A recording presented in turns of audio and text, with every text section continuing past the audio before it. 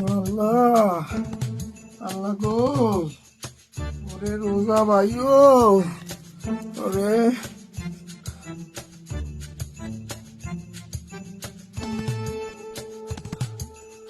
হুজুর, হুজুর গো, আসসালামু আলাইকুম হুজুর।